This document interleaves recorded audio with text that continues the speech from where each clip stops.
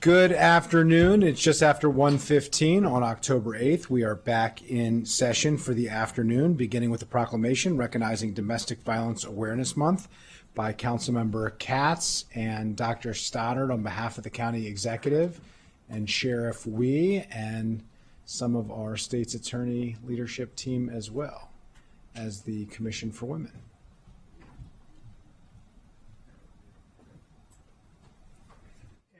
Associated with this proclamation, please come on down. Earl has become the new proclamation pinch hitter. So. The bullpen. Yeah, the bullpen. Yeah, there you go. Give me the right hander. Yeah.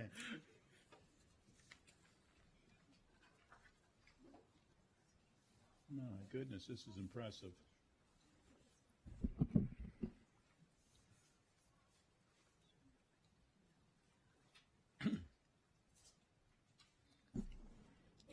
I'm going to, as we begin, excuse me, I'm going to ask those behind me to please introduce themselves. How are you? Good, sir. Good afternoon, Tom Mannion, Director of the Family Justice Center with the Sheriff's Office. Hi, good afternoon. Ashley Noy, Manager of the Domestic Violence Prevention Programs with the Family Justice Center. Levante Chapman, Member of the Domestic Violence Coordinating Council. Good afternoon, Commissioner Sheena Foster with the Montgomery County Commission for Women. Carmen Jenkins, interning with the Commission for Women for my MSW. Carmen Caird, Program Manager for the Commission for Women. Maxwell Wee, Sheriff, Montgomery County Sheriff's Office. Assistant Chief Nicholas Augustine, Montgomery County Police. Hi, Debbie Feinstein. I'm Chief of the Special Victims Division for the Montgomery County State's Attorney's Office. Good afternoon, Jeff Bungie, Captain with the Montgomery County Police Special Victims Investigations Division.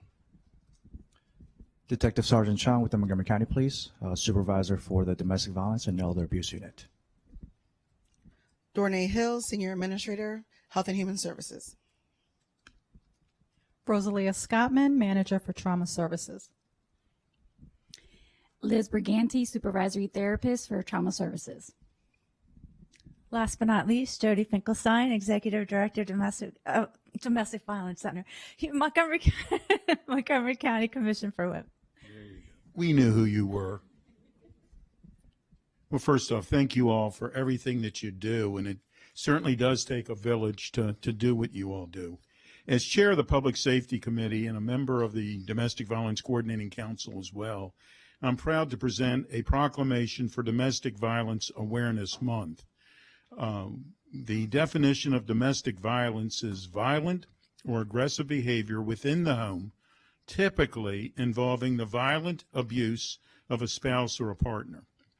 This result of domestic violence can include physical injury, post-traumatic stress disorder, housing insecurity, missed work, and even death. Underserved populations, including persons with disabilities, immigrants, and racial and ethnic minorities, face some of the highest rates of domestic and sexual abuse.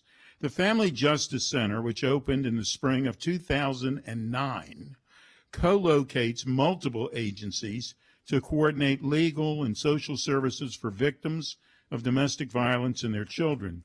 There are many county agencies, in addition to the FJC, which help those affecting by domestic violence. These include, but are not limited to, the Crisis Center, Police, State's Attorney's Office, Health and Human Services, and Court Watch. These agencies help victims of domestic violence with emergency petitions, prosecution of cases, individual therapy, advocating for systemic change in the court system, and so much more. Our county is working hard to actively address this issue by providing information about resources and services available to victims of domestic violence and their families. We're going to ask our friend, Dr. Earl Stoddard, on behalf of the county executive to say a few words, and then we're going to ask the executive director, Tom Mannion, of Family Justice Center, to say a few words as well. Thank you, Councilmember Katz, members of the County Council. On behalf of the County Executive, thank you all for joining us in recognizing Domestic Violence Awareness Month. it's really important that we take the time out to recognize just how critical this issue is. It's an issue that affects all races, creeds, ethnicities, classes. Certainly not equally, as Councilmember Katz alluded to, but it certainly knows no boundaries. And I really want to thank the work of the Domestic Violence Coordinating Council and the Commission for Women for making this an issue year-round. They don't just use October. We use October to raise awareness, but obviously they're doing this work year-round, as are our partners within the Department of Health and Human Services, the Sheriff's Office, and the State's Attorney's Office as well. In 2023, the Maryland Network Against Domestic Violence reported 38 intimate partner deaths in the state of Maryland. 3 of those were in Montgomery County. And indeed, when we talk about homicides in Montgomery County, intimate partners and domestic violence are one of the more common things that we worry about every year. And so obviously this is why we bring attention to it every October. 10 million men and women across the country experience physical abuse from intimate partners every year. And the county plays a crucial role in trying to provide services to prevent both the harm and get people into safe situations throughout the county. The council and the executive have partnered on a number of initiatives that are super important to further this effort.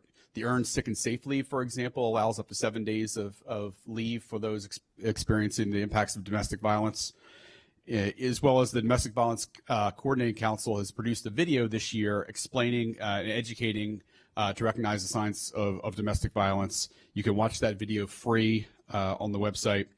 And it's just super important that we remember that this is something that we will remain vigilant on and we have to be focused on year-round. Even if we're only talking about it today in October, these partners are spending all year, as is the council, thinking about these kinds of issues. And so I want to thank the council and on behalf of the county executive for recognizing Domestic Violence Awareness Month. Thomas? All right, thank you, Dr. Stoddard and Councilmember Katz and all the members of the council. Again, my name is Tom Mannion. I am the director of the Family Justice Center here in Montgomery County, also current chair of the Domestic Violence Coordinating Council. When I first started with the Sheriff's Office about 11 years ago, the Family Justice Center was providing services to about 1,200 people per year. And this year we're on track to serve 2,000 people.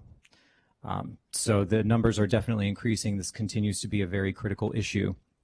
And when my team and I were talking this year about how we were going to recognize Domestic Violence Awareness Month, we had a really long discussion about the many victims who come to the Family Justice Center, many of whom are reluctant to come in, or maybe their friend brought them in. And what they say to us is, I really don't think I'm a victim of domestic violence. It's not like I'm being hit. So I don't really think I'm a victim. And that is something that really struck a chord with me and with my team. And so what we wanted to do this year was really send a message to the community about types of abuse. Isolation, manipulation, financial coercion, stalking through the use of technology. These are all forms of abuse.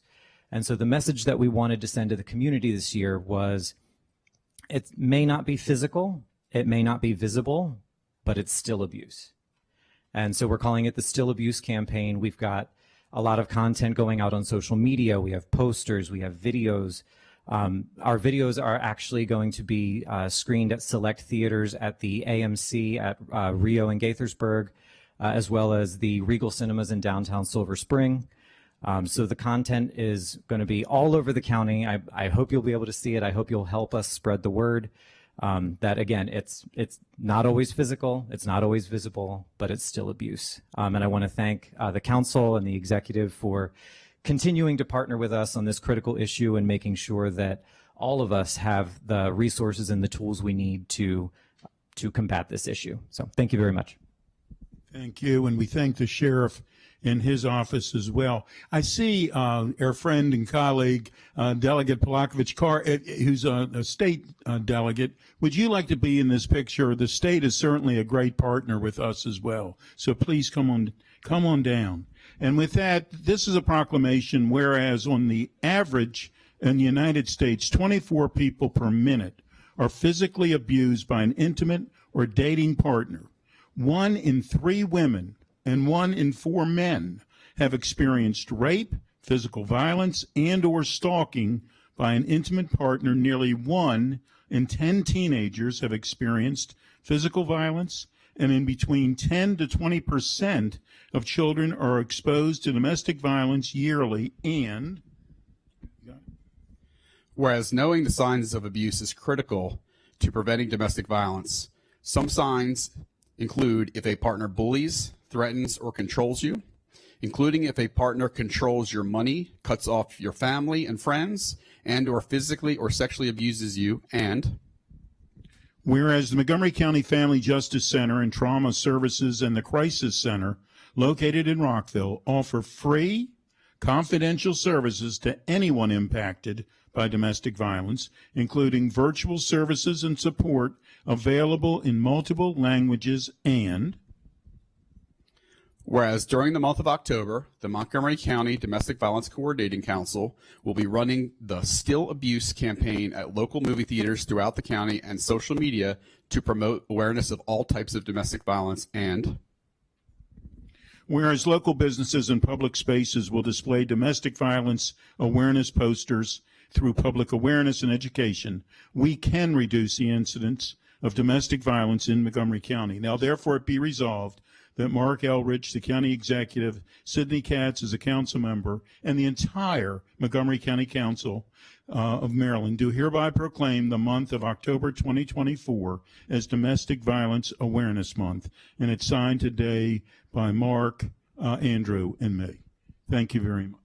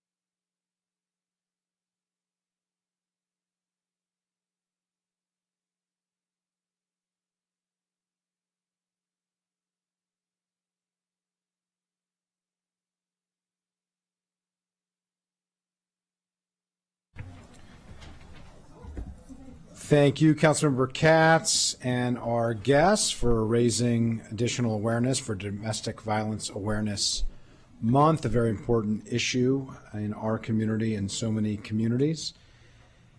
We're going to move on to item number 4 on our agenda, which is a public hearing on Bill 1824, Housing Policy Standards and Procedures Amendments. Planning, Housing, and Parks Committee work session is scheduled for October 21st, 2024. This bill would remove the requirement for the Housing Opportunities Commission to send notice and hold public hearings on assisted family housing proposals and generally amend the laws governing family assisted housing in the county. A Planning, Housing, and Parks Committee work session is scheduled for October 21st, 2024. Those wishing to submit material for the council's consideration should do so at the close of business on October 14th, 2024. Each registered speaker has 3 minutes to speak. We will begin with Delegate Julie Plakovich Carr, the chair of the House delegation in Annapolis. Welcome.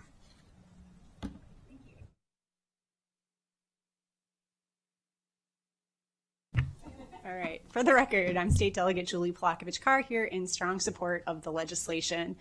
I first of all just want to thank the council president and Councilmember Fanning Gonzalez and the co-sponsors of this bill for bringing this bill forward. It really is a necessary follow-up to legislation we passed at the state level this session. Like all of you, many members of the state delegation really are very concerned about what's going on in terms of housing affordability in our community. We all know what a big issue that is. And that's why I was very concerned when I saw that in state law dating back to 1957, we have put in place additional barriers for the Housing Opportunities Commission to create affordable housing in our community. And, housing developers go through a very robust public process to solicit public input. In the case of HOC, that includes 2 public hearings and an additional community meeting. Having a 4th public hearing really was not adding anything to the process besides slowing things down, adding additional expense to the creation of affordable housing. So I was very pleased that the state delegation, we unanimously passed legislation to remove this barrier for this requirement for a 4th hearing. That legislation did pass the General Assembly and was signed into law by Governor Moore earlier this year. So we've lifted the requirement on the state end. The matter before you all is what was passed several decades after the original state law was passed. Glad to see that you all are working on this so expeditiously. I think this really will be a small but meaningful change in terms of creation of affordable housing in our county. So thank you. Thank you. Appreciate your leadership and giving us the authority to do this and to fix what has been a challenge. So thank you so much for your ongoing leadership and partnership at the state level. Next up is Ken Silverman.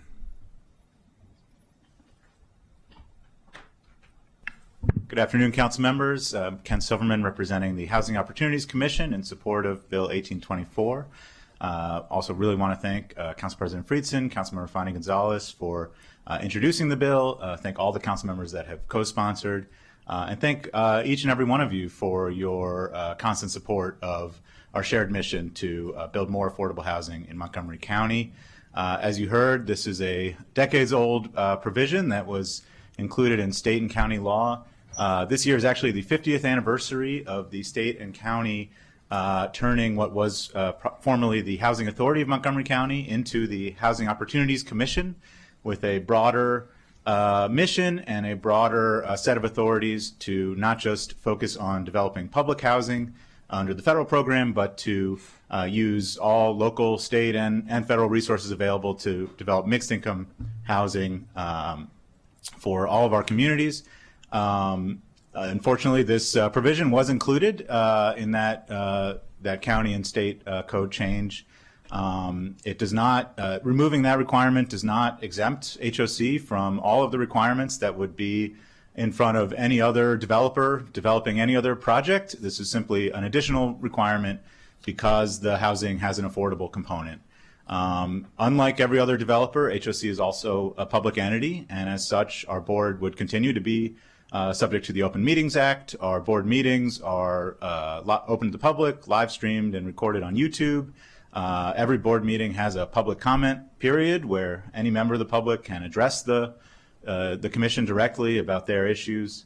And so the opportunity to remove a couple days from the development timeline, a few hours of staff and legal time as we, in partnership with the council and the county, ramp up our efforts to develop affordable housing. This sort of modest streamlining will definitely help us to be able to do more. So thank you very much for your time. Thank you very much.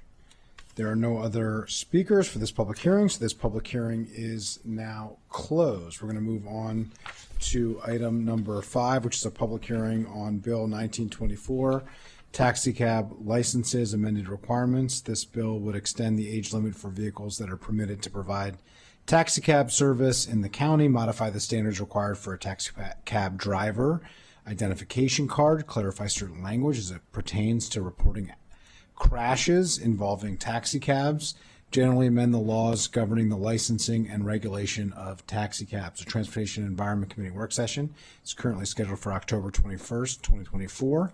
Those wishing to submit material for the council's consideration should do so by the close of business on October 14th, 2024.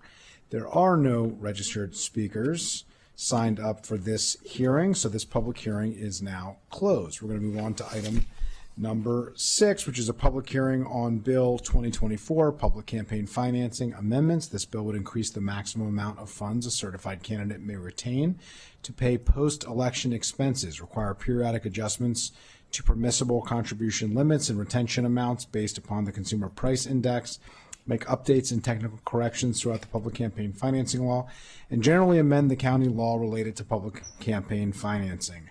Government Operations and Fiscal Policy Committee work session is currently scheduled for November 21st, 2024. Those wishing to submit material for the council's consideration should do so at the close of business on November 14th, 2024. Each registered speaker has 3 minutes to speak. Laura Wallace is signed up, and when you are ready, you have 3 minutes.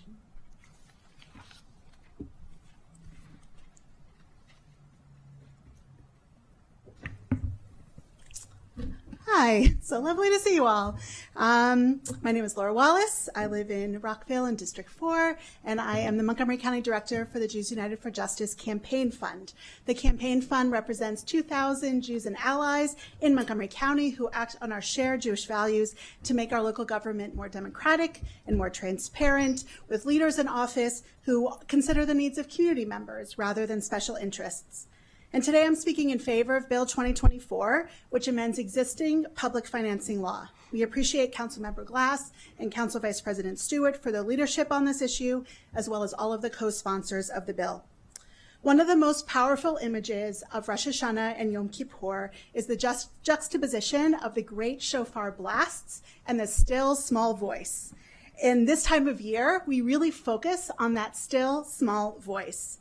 However, in Montgomery County, it's often the big blasts of power and privilege and wealth that drown out the voices of the rest of the community. And this can be especially true in elections, which is why we are grateful that Montgomery County is one of the few jurisdictions in Maryland that has a public financing system. It is a public good to level the playing field and make it possible for people with all types of personal, professional, and financial backgrounds to be able to run for office. However, the law as it currently exists has structural disincentives that deter candidates from participating in the system. We support the changes to Bill 2024, such as increasing the funds that carry over post-election and the scheduled increases to contribution limits based on the Consumer Price Index. While we're supportive of Bill 2024, we also know that many of the shortcomings of the current system can only be addressed through statewide legislation. For example, right now, a candidate must repay all of the public funds they receive in order for a candidate to withdraw, essentially making it impossible for a candidate to withdraw. Furthermore, the administration of the current program is unnecessarily burdensome to candidates. We therefore urge the council to work with our state delegation to revisit the state law. By supporting Bill 2024 and seeking additional steps at the state level, the council can create a more democratic and more equitable electoral system in Montgomery County. Thank you. Thank you. There are no other speakers registered to speak, so this public hearing is now closed. We're going to move on to item number 7, which is a public hearing on a resolution to approve supplemental appropriation 2514 to the FY25 operating budget, Montgomery County Government, Department of Housing and Community Affairs, Energy Efficiency and Conservation Block Grant, the amount of $764,010, $150,000 to the Department of Environmental Protection, and $614,010 to the Department of Housing and Community Affairs. The source of funds is a federal grant. Council action is scheduled for October 15th, 2024. Those wishing to submit material for the council's consideration should do so by the close of business today. There are no registered speakers for this hearing, so this public hearing is now closed.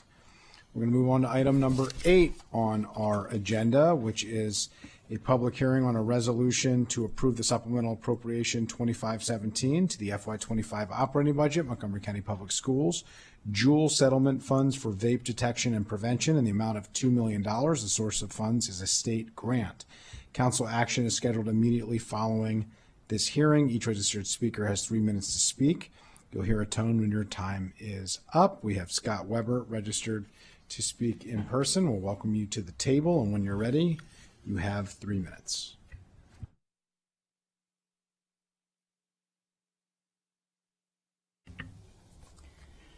Council President Friedson, members of the council, for the record, Scott Weber. I think I signed up in my personal capacity, but most of you also know that I'm the founder of the Vaping Awareness and Public Education Society. It's a nonprofit organization looking at the scourge of cigarette smoking. It's a harm reduction advocacy organization, but it also promotes the use of vaping as a far vastly superior alternative to smoking. I'm here in stark opposition to this funding bill because it represents essentially a fiscal folly in the concept of a smoke vaping detection system that is known to not work. It can so easily be defeated. The vapors will laugh at you in the fact that all you have to do is take your little pen and go down in your shirt. I want you to think about the concept of walking into a bathroom that has 12, 15 people in it.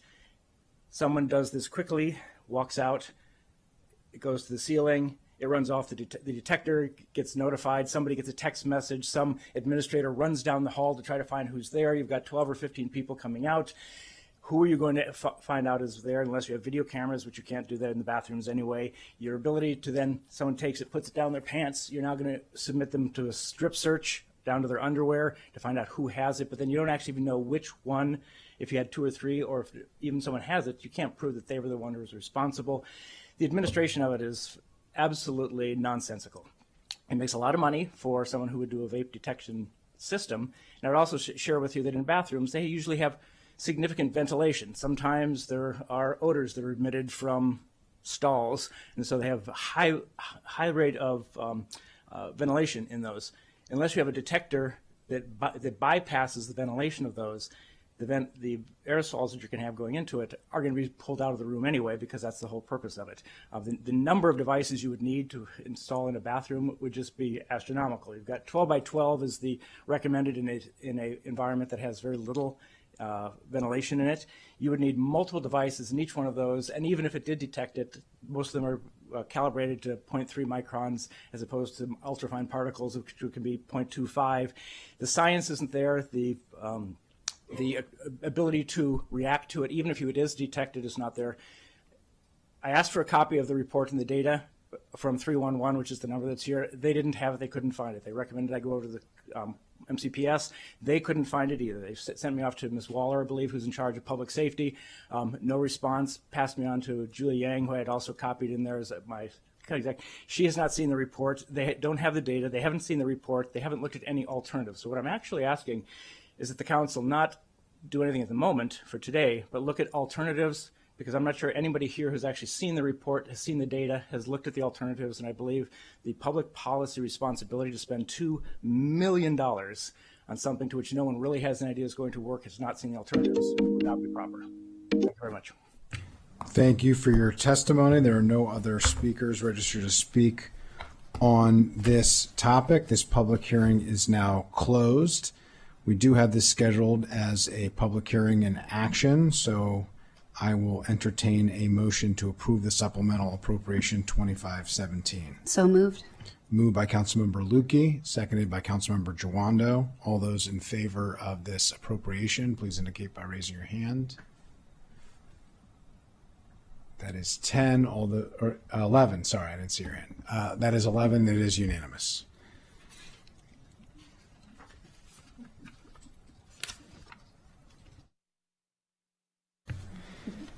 We're going to move on to item number 9 on our agenda, which is a public hearing on a resolution to approve supplemental appropriation 2512 to the FY25 operating budget, Montgomery County Government, Department of Environmental Protection, Department of Energy, Energy and Water Development and Related Agencies Appropriation Act 2023 energy projects in the amount of $1 million from a federal grant. Council action is scheduled immediately following this hearing. There are no registered speakers for this hearing, so this public hearing is now closed. I'll entertain a motion to approve supplemental appropriation 2512. Moved by the chair of the Transportation and Environment Committee, Councilmember Glass. Second. Seconded by Councilmember Lukey. All those in favor of this supplemental appropriation 2512, please indicate by raising your hand. That is unanimous. I can see everybody's hands clearly. That is approved 11-0. That is all the items that we have on our agenda. We thank representatives from the Department of Environmental Protection and our council staff for being here to answer questions, which we fortunately did not have. With that, colleagues, we are adjourned for the day.